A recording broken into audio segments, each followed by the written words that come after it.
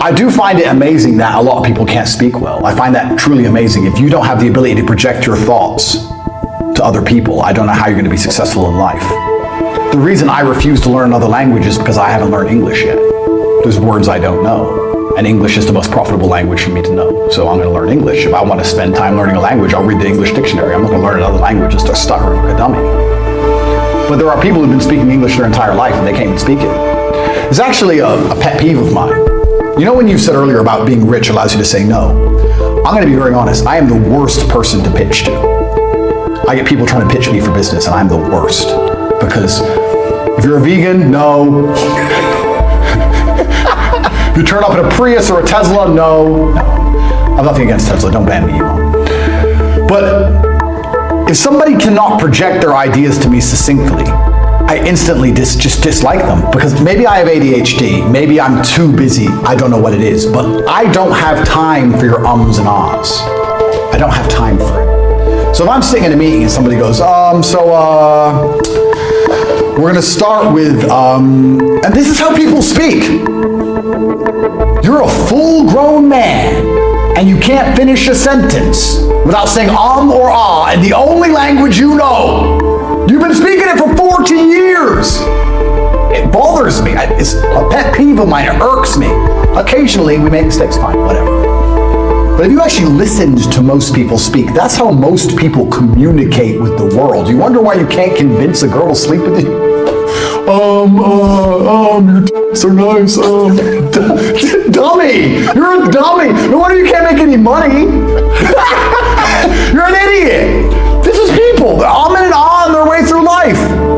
It bothers me. When people come to pitch me, if they say or ah too much in the first sentence, it's over. I'm like, sorry, sir. When you learn to talk English, when you learn to speak, I might give you another chance. Goodbye. So you're right. The ability to project the thoughts inside of your mind in a way that other people can digest and is also entertaining is massively a superpower. How do you develop that superpower? It's not through practice.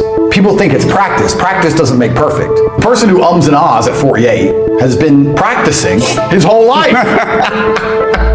He's practiced just fine. He's great at that. He's great. Feedback is what's important. You have to analyze. I'll give you an example. When I was playing chess as a kid, I would play chess for 2 hours a day training under my father. 1 hour would be play, 1 hour would be going back through the games and analyzing the games. I always enjoyed playing, but I hated analyzing. But it was the analysis that made me better. And I can prove that now because when I was 8 or 9, I think my rating was around 1500. Now, I've been playing Blitz. I play 3-minute chess online for 20 years, ever since I was a child, and my rating is 1700. I've gotten no better in 20 years because I don't watch my games back, I don't analyze them, I don't look where I made mistakes, I just play. That's the problem. So when people speak, they just speak. They don't watch themselves back. I'm going to watch this podcast 10 times. I'm going to identify every single time I stuttered or made a mistake or didn't use the word I should have used. And then people are going to ask me, how do I speak the way I speak? Why do my podcasts get the most views? Because I'm a professional. And if I'm going to do something, I'm going to do it properly. That's why. Most people will do a podcast and they'll just sit there and they'll just talk shit and then they'll finish it and they'll go on with their brokey day and be a brokey. But it's very interesting what you said about speech because that also ties back to my current predicament. This is the first time in my adult life I can't use my superpower. Because my superpower is talking. If you were to put me in front of someone and give me an hour to convince them that I could rip out their throat with my little finger, I guarantee by the end they'd be afraid. We both know I probably couldn't. But by the end, part of them would think, he's competent. I can't talk in court because I don't speak Romanian. It's very weird for me. I became acutely aware of my superpower because I'm going through this process and my lawyer's talking blah blah. And I'm like, why am I so frustrated with all of this? And one day it dawned on me, I don't get to talk. When I get to talk, this is how much of a superpower speaking is. When I get to talk, it's fine. I could have talked the ocean out of freezing me to death on the Titanic. I could have literally said, listen, bro, my unmatched perspicacity, well, I could have ran my mouth, and I would have, he would have warmed up for me. I'm that guy.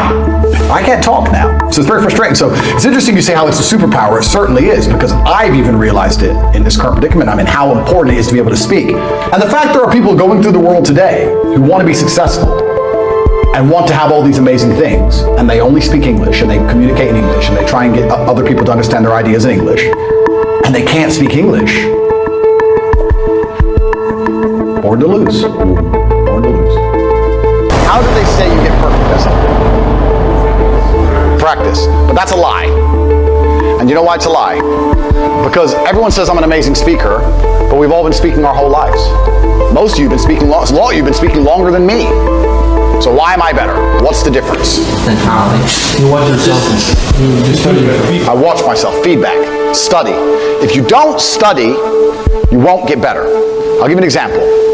I'm shit at chess, compared to my dad. I hover between 1600 ELO when I'm really mad, like an idiot, and 1800 ELO in blitz. I play 3-minute blitz games. I've been between 1600 and 1800 ELO for about 8 years, even though I play chess for about half an hour a day. I never get better.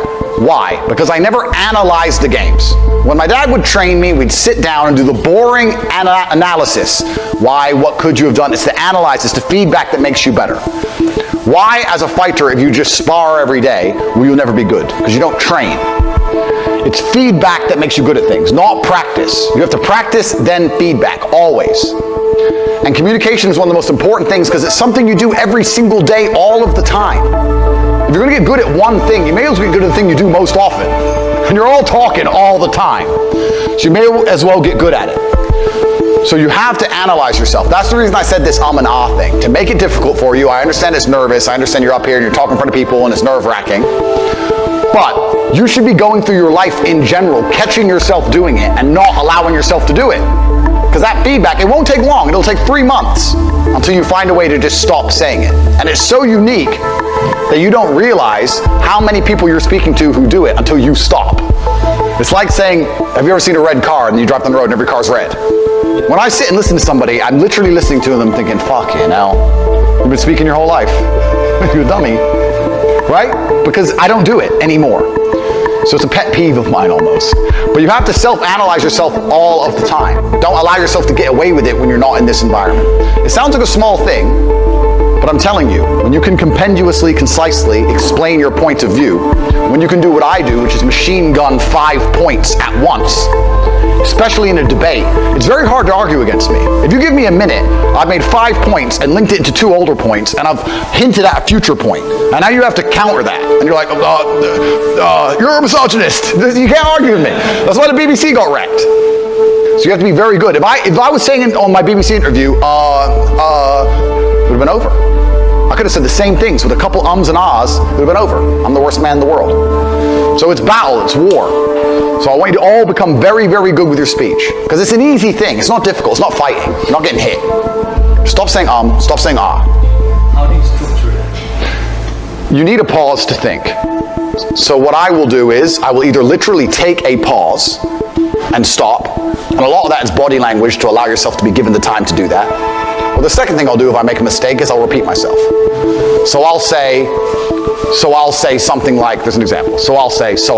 That sounds better than going, so I'll say, and I know English isn't always your first language. I know for some of you people, I'm not as hard because English isn't your first language. I completely get that.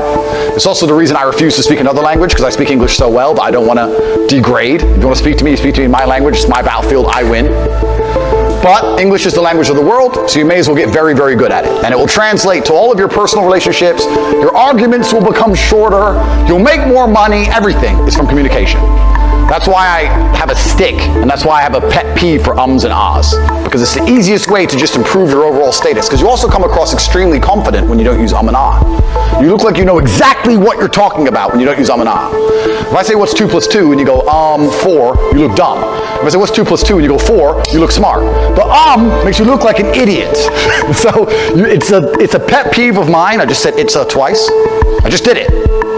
So I'm self-analyzing myself all the time to make sure I don't do that. So that's That's why I've said it before this to make it hard for all of you when you stand up here and you're nervous. You start going, But in general life, try not to do it because you'll see your life improve. You'll see your interactions with people improve in real time. You'll know that.